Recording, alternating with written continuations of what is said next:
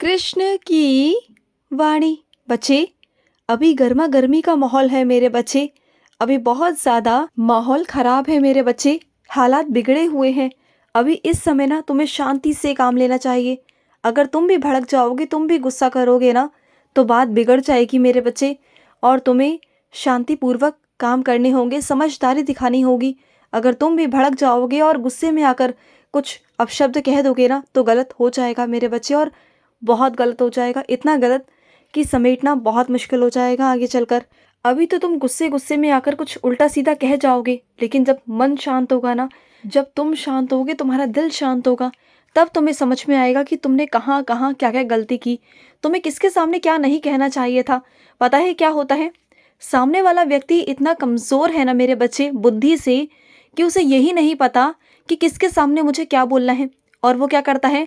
हर चीज़ को बक देता है सबके सामने तुम्हारे खिलाफ, क्योंकि वो तुम्हारे साथ रहा है और तुम्हारी कमज़ोरियों को जानता है। और वो सब कुछ बक देता है, सब कुछ उगल देता है मेरे बच्चे, जो उसे नहीं बोलना चाहिए। और फिर तुम फंस जाओगे। इसलिए उतना ही बोलो कि सामने वाले का मुंह ना खुले। तो कम ध्यान लगाओ, समझ गए ना? और वहाँ से हट जाओ। जहाँ ज़्यादा बहस हो रही है, ज़्यादा लड़ाई झगड़ा हो रहा है, वहाँ से हट जाओ, अलग हो जाओ।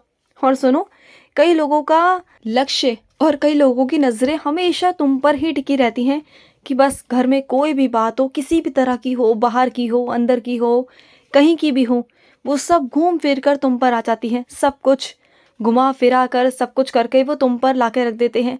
उन्हें यही नहीं पता कि वो सही कह रहे हैं, गलत कह रहे हैं।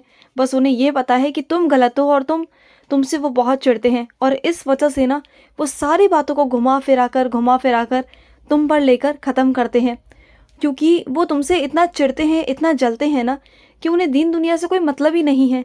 बस उन्हें ना तुमसे लड़ने से मतलब है। तुम्हारे साथ लड़ाई झगड़ा करने में उन्हें बहुत सुकून, बहुत शांति मिलती है। लेकिन तुम वैसे लोगों को लेकर ना परेशान मत हुआ करो, क्योंकि वैसे लोगों का काम है तुमसे लड़ना झगड़ना। लेकिन तुम एक काम करना, हमेशा अपने एक तरफ होके निकल जाना, उन लोगों पर ध्यान देना बंद कर देना, उन लोगों को नज़रअंदाज करना शुरू कर देना। नहीं तो तुम भी बोलोगे, वो भी बोलेंगे, बात वही बढ़ जाएगी और कुछ भी नहीं होगा। और सुनो, तुम्हारी मेहनत को देख रहा हूँ मैं, बिल्कुल देख रहा हूँ मेरे बच्चे। और एक बात कहूँ तुमसे, कुछ भी करना इस दुनिया में कठिन नहीं है मेरे बच्चे, कुछ भी। तुम जो चाहे कर सकते हो। तुम जिन सफल व्यक्तियों को देखते हो ना, कि उसने वो मुकाम हासिल किया, वो किया, तो वो भी तुम्हारी तरह एक आम इंसान ही था मेरे बच्चे। उसके अंदर भी वही दिमाग, वही मन, वही दिल, वही संघर्ष, वही परिवार, वही सब कुछ था। तुम्हें ऐसा लगता है ना कि तुम नहीं कर पाओगे, तुम्हारे हालात ऐसे हैं, तुम्हारा परिस्थिति ऐसी है, तुम्हारा परिवार ऐसा है कि तुम्हारा साथ नहीं देता। लेकिन उसके बावजूद भी वो सब निकले हैं ना, उन सब ने भी इन परीक्षाओं को पार किया। जानते हो कैसे? क्योंकि उन्होंने अपने मन को पक्का किया, मजबूत किया, और अपनी कठोर तपस्या के साथ, कठोर मेहनत के साथ आगे बढ़े, और खुद पर विश्वास रखा, आत्मविश्वास रखा कि वो कर सकते हैं। और वो हमेशा मेरे चरणों से जुड़े रहे, हमेशा। उन्होंने अपने कान्हा पर भरोसा किया, विश्वास किया कि उनके कान्हा उनका हाथ पकड़कर आगे ले जाएंगे। और उनका वही भरोसा जीत गया मेरे बच्चे, वही भरोसा जीत गया। और आज वो वहाँ पर बैठे हुए हैं, वहाँ पर, उस तख्ते पर, जिस तख्ते से कोई उन्हें हटा नहीं सकता मेरे बच्चे, कोई नहीं हटा सकता। और सुनो, कई लोग तुम्हारे आसपास ऐसे हैं जो जानबूझकर तुम्हारे आसपास ऐसी बातें करेंगे, या तुमसे ऐसी बातें करेंगे जो अर्थहीन है, जिनका कोई अर्थ ही नहीं है, जिनके कोई हाथ पाँव ही नहीं है। बस बिना सर पैर की बातें तुमसे आकर करने की कोशिश करते हैं, तुम्हारे ध्यान को भटकाने की कोशिश करते हैं, तुमसे बातें उगलवाने की कोशिश करते हैं कि तुम कहाँ जाते हो, क्या करते हो, क्या नहीं करते हो। उन्हें सब कुछ जानना होता है। उनकी हमेशा नज़र तुम पे ही अटकी रहती है कि तुम क्या खाते हो, क्या पीते हो। तो ऐसे लोगों की नज़रों से हमेशा बच कर रहा करो, क्योंकि अगर तुम ऐसे लोगों को दिखाओगे ना कि तुम क्या क्या लाते हो, क्या करते हो, तुम्हें अच्छा लगेगा शायद दिखाना करना। लेकिन सामने वाले की नज़रें इतनी गंदी है ना, इतनी गंदी हैं, कि तुम नहीं पहुंच सकते उनकी नज़रों तक, नहीं पहुंच सकते मेरे बच्चे। तो बच कर रहो, ऐसे लोगों से बच कर रहो।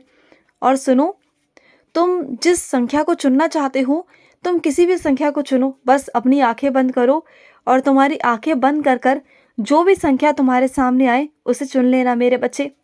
और सुनो, भागवत गीता पर धूल मिट्टी जम गई है मेरे बच्चे, उसे अच्छे से साफ करो और साफ कर कर उन्हें अपने मंदिर में विराजित करो मेरे बच्चे। लाल कपड़े में तुम उन्हें विराजित किया करो मेरे बच्चे, उन्हें रखा करो आराम से। और जब भी पढ़ना हुआ करे ना तो पढ़कर और एक स्वच्छ स्थान पर ज़मीन पर बैठकर पढ़ो, और ज़मीन पर भी स्वच्छ वस्त्र ही बिछाकर उस पर बैठ कर ना तभी तुम पाठ किया करो। अगर वस्त्र गंदे होंगे ना तो भागवत गीता का अनादर होगा और तुम्हारा भी जो मन है, जो बुद्धि है ना, उसको भी मन नहीं लगेगा पढ़ने में। और कई मेरे बच्चे तो ऐसे हैं भी, जब भागवत गीता पढ़ते हैं ना तो बस वो पढ़ते हैं, जल्दी जल्दी पढ़ने की कोशिश करते हैं और पढ़कर ख़त्म करने की कोशिश करते हैं। वो कभी ध्यान से नहीं पढ़ते, क्योंकि वो पढ़ तो रहे होते हैं लेकिन उनका ध्यान, उनकी चिंता अपने परिवार में, अपने चिंताओं में लगी रहती है। वो कभी भी ना मन से, ध्यान से भागवत गीता नहीं पढ़ते। और जो मेरे बच्चे मेरी भागवत गीता को मन से और दिल से पढ़ते हैं ना, वो मेरे बहुत बहुत करीब आ जाते हैं, बहुत करीब।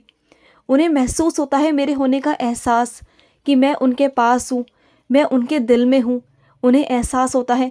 और वो बच्चे जो कई सालों से भागवत गीता पढ़ते आ रहे हैं, बस पढ़ते क्या, रटते आ रहे हैं, बस वो रट रहे हैं, वो समझ नहीं रहे। और जो समझ नहीं रहा ना, उसे चाहे कितने भी साल हो जाए, उसे समझ में नहीं आएगा। और जो समझ कर पढ़ रहा है ना, चाहे मेरा बच्चा 1 हफ्ता पढ़े, समझ कर दिल से पढ़े, उसे मेरा एहसास हो जाएगा, उसे इस दुनिया के बारे में सब पता चल जाएगा।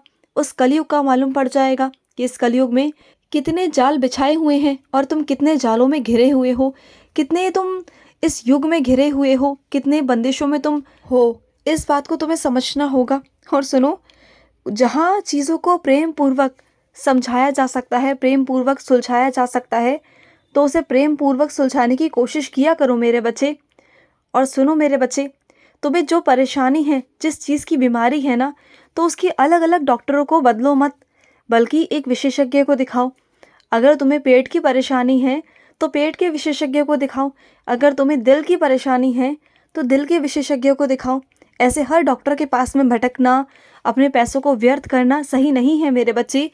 तो जहाँ पर जो विशेषज्ञ है उसे जाकर दिखाओ। अगर वहाँ जाओगे ना तो तुम्हें वहाँ पर मैं भी मिलूँगा, सुन रहे हो ना, वहाँ तुम्हें मैं मिल जाऊँगा और तुम समझ जाओगे कि मैंने तुम्हें वहाँ भेजा है मेरे बच्चे। मैं चाहता हूँ कि तुम्हारा वहाँ से इलाज चले। और देखना, जब तुम वहाँ जाओगे ना तो एक बहुत बड़ा डॉक्टर तुम्हारी बीमारी को संभालेगा और वो तुम्हें ठीक भी करेगा। वैसे उस हॉस्पिटल के अंदर बहुत सारे डॉक्टर होंगे, लेकिन जो डॉक्टर मैं तुम्हें दूंगा ना, वो डॉक्टर मैं तुम्हें चुनकर दूंगा अपने हिसाब से। वो डॉक्टर तुम्हारा इलाज करेगा और तुम उठकर खड़े हो जाओगे। कुछ ही महीनों में तुम बिल्कुल ठीक ठाक हो जाओगे और बिल्कुल स्वस्थ हो जाओगे और भागे भागे मेरे मंदिर आओगे। ये मैं तुमसे कहता हूँ कि तुम मेरे मंदिर आओगे मेरे बच्चे, ज़रूर आओगे, भागे भागे आओगे। और सुनो, हर बार तुम्हें झुकना पड़े, हर बार तुम्हें अपना आत्मसम्मान को झुकाना पड़े तो ये गलत बात है मेरे बच्चे, कभी नहीं। ये बार बार रिश्तों में झुकना गलत बात है मेरे बच्चे। अगर सामने वाला तुम्हें नहीं समझ रहा तो जाने दो ना, उसे क्यों समझा रहे हो बार बार। वो नहीं समझना चाहता तुम्हें तो ना समझने दो ना, उससे अलग हो जाओ, दूर हो जाओ। क्योंकि जब दूर होगे ना तभी जाके उसे तुम्हारी कद्र होगी, और जितना पास रहोगे उतनी तुम्हें परेशानी होगी मेरे बच्चे। तो दूर ही रहो ऐसे लोगों से, समझो बात को। और सुनो, कभी कभी दीन दिखावे के लिए, दुनिया के लिए, समाज में रहने के लिए ना कुछ चीज़ें करनी पड़ती है, बाहर जाना पड़ता है, आना जाना करना पड़ता है।